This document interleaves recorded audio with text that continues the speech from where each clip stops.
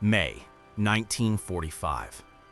The war is over, but the skies of Europe are filled with silence that feels almost unnatural. Across the continent, something extraordinary is happening. The Luftwaffe, once feared as the most advanced air force in the world, has vanished overnight. Its pilots have surrendered, its commanders fled or captured, yet its aircraft, thousands of them, remain scattered everywhere like the metal bones of a fallen giant. On airfields from Norway to Austria, entire squadrons sit untouched. Rows of Messerschmitt Bf 109s, their canopies fogged by morning dew. Focke-Wulf WW190s parked wing to wing, waiting for orders that would never come. And deeper inside hidden hangars, the real secrets. Jet fighters, rocket interceptors, and prototypes that looked like machines from the future than relics of a dying regime. The world had never seen technology like this before. And in the days after Germany's surrender, the race to seize these aircraft began, quietly, urgently, and with stakes that would shape the future of aviation.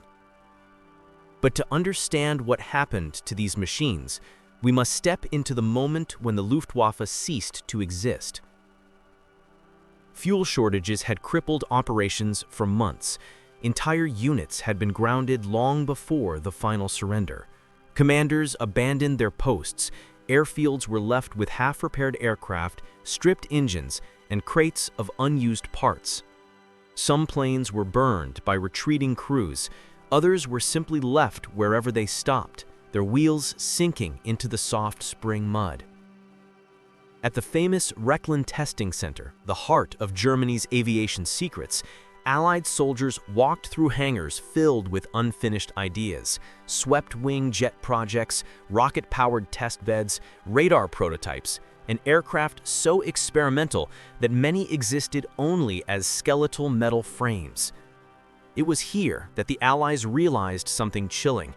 Germany had been years ahead in aerodynamic research, and now the victors intended to claim every piece of it. What happened next was not chaos, but a controlled scramble, a silent competition among the victorious powers. Each nation knew that whoever captured the best of German aviation might leap years ahead in the coming age of jet warfare. The United States moved first.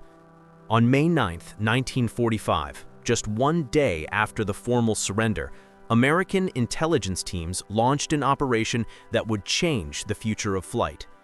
Its name was short, sharp, and fitting: Operation LUSTY, Luftwaffe Secret Technology. Led by Colonel Harold Watson, the Watson's Wizards fanned out across Germany, Austria, and Czechoslovakia with a simple mission: take everything that could fly and everything that couldn't. At Lechfeld, they found pristine Messerschmitt Me-262s, the world's first operational jet fighter, still sitting on the runways as if waiting for their pilots to return. At Grove Airfield in Denmark, Arado R-234 jet bombers stood abandoned under hangars riddled with bullet holes. Some aircraft were flyable, and American pilots, sometimes barely familiar with the controls, took them to the skies, risking their lives to ferry them west to testing.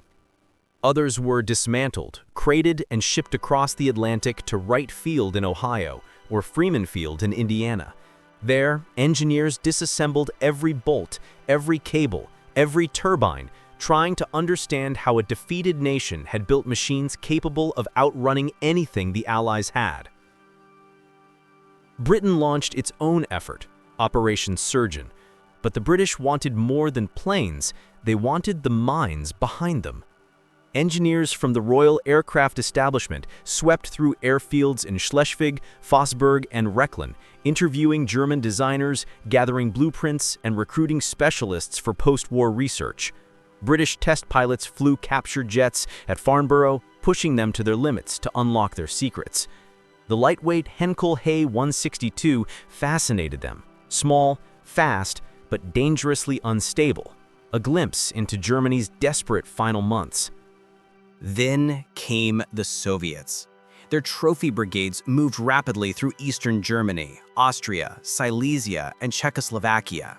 They seized entire factories, production lines, and engineering teams, sometimes arriving just hours after American units had passed through. Rail convoys carried captured Me-262s, AR-234s, and stacks of unfinished engines eastward. These aircraft became the foundations of early Soviet jet design, influencing prototypes that would later challenge the West in the Cold War. Yet, even as the Allies gathered the most advanced machines, one question hung in the air. What would become of the thousands of aircraft still left behind?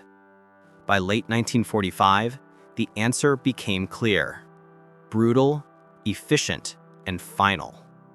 The Allied Control Council issued a sweeping directive. Every remaining German military aircraft must be destroyed. No exceptions, no hesitation, no second life. What followed was one of the largest mass disposals of aircraft in history. Across Germany, airfields transformed into enormous scrapyards. At Flensburg, Lübeck-Blankensee, Lechfeld, and dozens more, rows of fighters, bombers, gliders, transports, and prototypes were dragged into lines, some carefully towed, others shoved by bulldozers. Crews stripped valuable components, then crushed the airframes flat. Burn pits glowed through the nights as wooden parts, fabric surfaces, and fuel stores were incinerated. On the coast, barges filled with obsolete aircraft were towed offshore and deliberately sunk. And still, the destruction continued. Metal shortages across Europe meant that even the broken remains of Luftwaffe aircraft had value. Aluminum from the wings of Bf-109s found new life in cookware, construction materials, and the machines that rebuilt post-war Europe.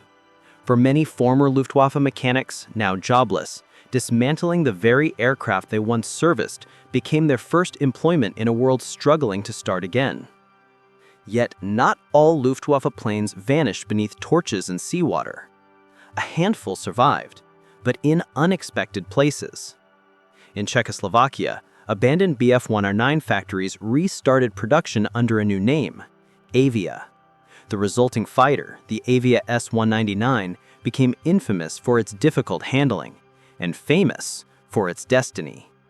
In 1948, these Czech-built descendants of German fighters became the first combat aircraft of the newly formed Israeli Air Force.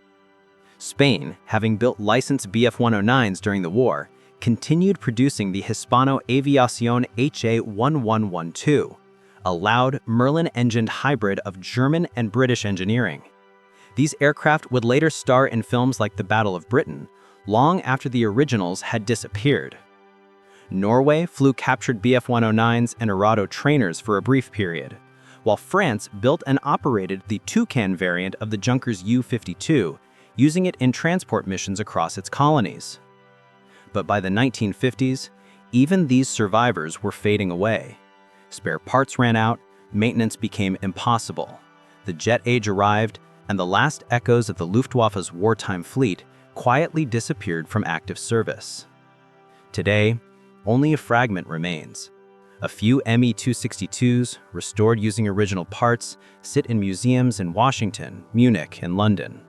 Several Bf-109s and FW-190s survive, some rebuilt from wrecks pulled out of forests, lakes, or the Russian tundra.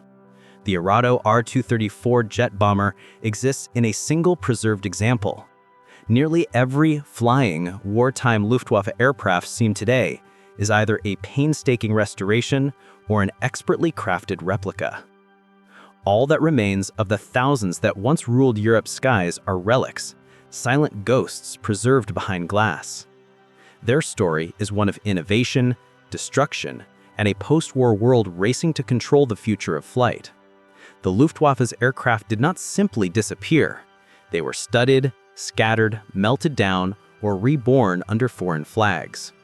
Each one carries a fragment of a history reshaped by victory, fear, and technological ambition. If you found this story compelling, watch our next video. What happened to German U-boats after World War II? Discover how entire fleets vanished, reappeared, or were secretly integrated into navies around the world. Thanks for watching Whispers of Time.